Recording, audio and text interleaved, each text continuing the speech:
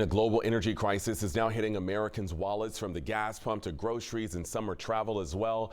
Georgia Tech experts say even though the U.S. produces a lot of oil, prices here are still tied to what happens overseas. This morning, we're asking Georgia Tech economist Bobby Harris how long this could last and what families should be watching out for. Bobby, great to have you on with us this morning. So when people hear about a global energy crisis, it might sound like, hey, that's far away. But where are Americans, especially people here in Metro Atlanta, feeling this the hardest and feeling it first?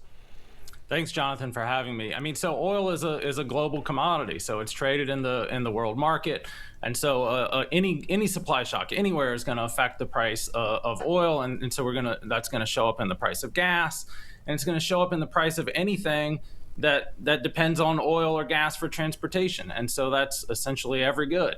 All right, so we've been seeing prices seemingly go up week after week. Is this a temporary spike, or is this going to be a part of a broader economic problem? I mean, you know, it's hard to say, but it looks to me like this is going to last for the foreseeable future until we get some resolution in Iran and the Middle East. I remember when prices were, under, maybe $3.50 or so a few weeks ago, and we saw us reach that $4 mark here in Metro Atlanta in Georgia. Is there perhaps a psychological threshold for people when they see $4 a gallon where they really start to feel the crisis more intensely? Yeah, certainly. I think there are threshold effects of, people pay attention to the prices more. We know people pay attention to the prices more when prices are going up than when prices are going down. Everyone high gas prices. No one cheers low prices nearly as much. But yeah, that's when people start to pay attention to their other spending, not just their gas spending, but their spending on everything, because they're seeing the hit at the pump. So what would happen? What would have to happen globally, Bobby, for prices to come back down, at least in a meaningful way? I think we need to see some resolution in the Strait of Hormuz. We need to see oil and all transportation start being back allowed through the strait. And even then, prices are going to take a little bit of time to fall, but I think that's sort of the resolution we need.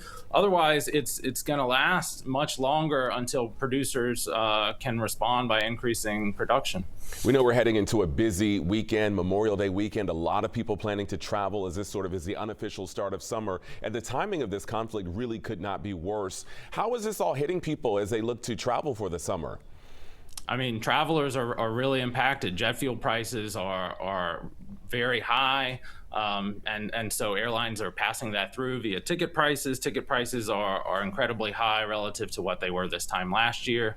And again, I think that's what we're looking at for the foreseeable future. It may be a down summer for travel. You mentioned the Strait of Hormuz is so critical here. Are there any signs perhaps that we should be watching out for that things could even get worse? I'm the wrong person to ask for that. You need to ask, I guess, someone in D.C. who's more in the know than I am. But it doesn't seem to me that there's much. I'm not seeing promising signs, I guess. Is there perhaps a danger that a lot of people underestimate the ripple effect here because maybe they only focus on the pump when there are other factors here as well in their budgets? Perhaps. I mean, so prices of other goods will certainly be impacted. We're already starting to see that, right? Fertilizer prices have gone up, and this is in part because petrochemicals are an essential feedstock into producing fertilizers. And so fertilizer prices go up, then we're starting to worry about food prices going up. And so all of this happens with a bit of a lag, but there is a concern that we should be, thinking about this over the next, several months. Yeah, absolutely. Bobby Harris, so good to have you on this morning. Thanks for joining us. Thanks for having me.